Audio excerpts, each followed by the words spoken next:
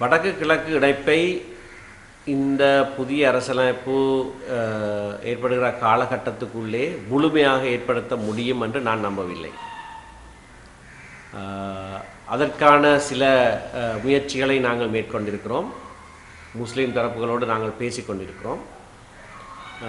ஆனால் தற்போது இருக்கிற சூழ்நிலையிலே அதற்கான முழு ஆதரவையும் முஸ்லீம் மக்களிடத்திலே முஸ்லீம் அரசியல் தலைவர்கள் கூட பெற்றுக்கொள்ள வாய்ப்பு இல்லை என்பதுதான் என்னுடைய கருத்து.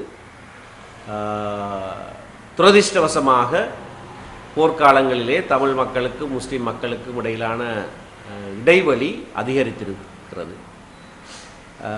அது குணப்படுவதற்கு, அது மாறுவதற்கு சில காலம் எடுக்கும்.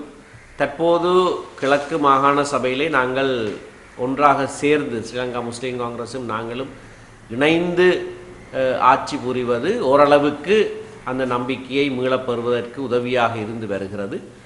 காலப்போக்கிலே அது ஏற்படுத்தப்பட முடியும். அந்த குறைந்திருக்கிற நம்பிக்கை இரு மக்கள் மத்தியிலும் ஏற்படுத்த முடியும் என்கின்ற நம்பிக்கை எனக்கு இருக்கிறது.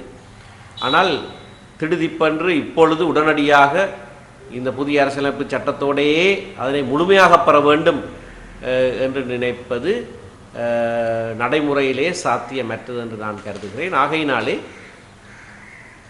2 அல்லது அதற்கு மேற்பட்ட மாகாணங்கள் இணைவதற்கான சாத்தியம் அரசியலமைப்பு சட்டத்திலே கொடுக்கப்பட்டு, அது மட்டுமல்லாமல் ஒன்றில் இணைந்திருப்பது அல்லது பிரிந்திருப்பது என்ற அந்த 2 தெரிவுகளுக்கும் அப்பால் மாகாணங்கள் எப்படியாக ஒன்று சேர்ந்து இயங்க முடியும் என்பதற்கான சில